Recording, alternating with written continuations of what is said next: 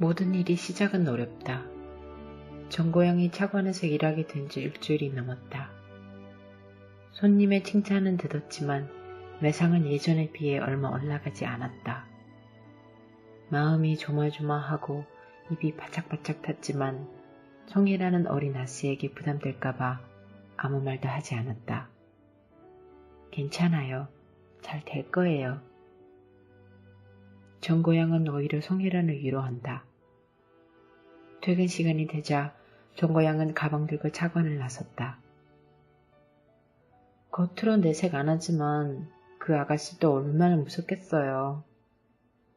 송혜란의 비서가 그녀에게 소리를 건네주며 말한다. 그러게, 내가 천하 제일 큰 죄인이 된 건지 모르겠네. 할 수만 있다면 그 계약금을 지금이라도 취소하고 싶었다. 하지만 이미 돌이킬 수 없는 상황이었고 정고양이 기적을 불러일으키는 걸 기다리는 수밖에 없었다. 거래하는 상대의 뒷조사를 하는 건 기본이었다.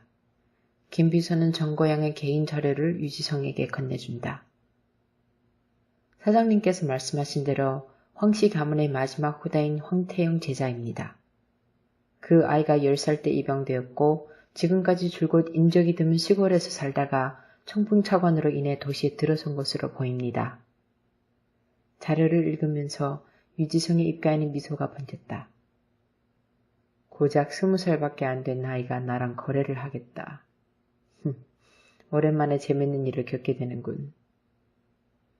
계집아이라 아직 세상을 모르는 것 같습니다.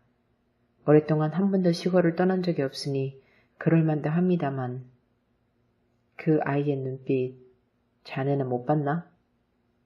예? 눈빛이요? 유지성은 더 이상 말하지 않았다. 그랬다. 처음 본 그녀의 눈빛. 어린 나이에도 불구하고 마치 세상 모든 고초를 다 겪은 듯한 느낌. 유지성은 처음부터 눈을 뗄 수가 없었다. 어디 한번 기대해보지. 그 아이가 과연 어떤 기적을 만들어낼지.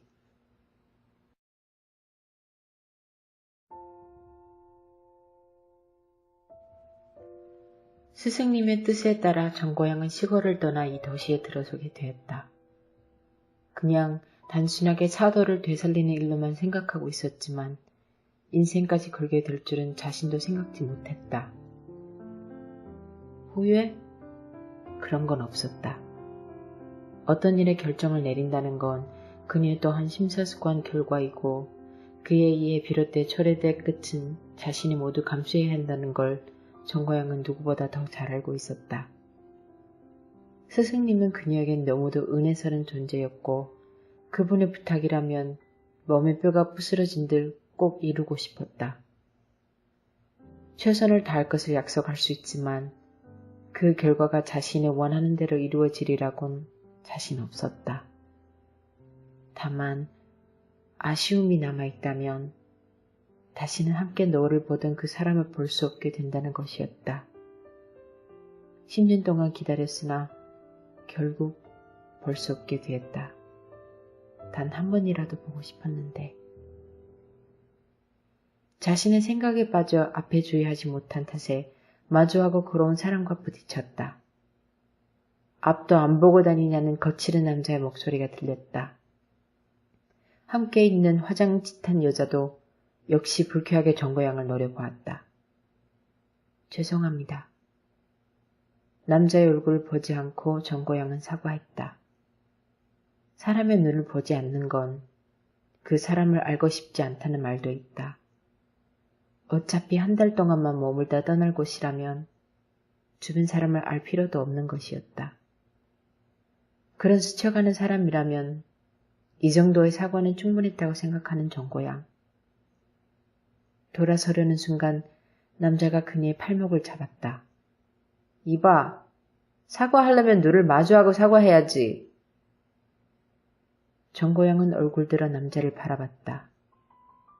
눈이 마주치는 순간 화가 치밀었던 남자는 할 말을 잃은 듯 멈칫했다. 분명히 자신을 바라보고 있지만 아무것도 보이지 않는 듯한 그녀의 두 눈. 죄송합니다. 정고양은 다시 한번 사과하며 돌아서서 떠났다.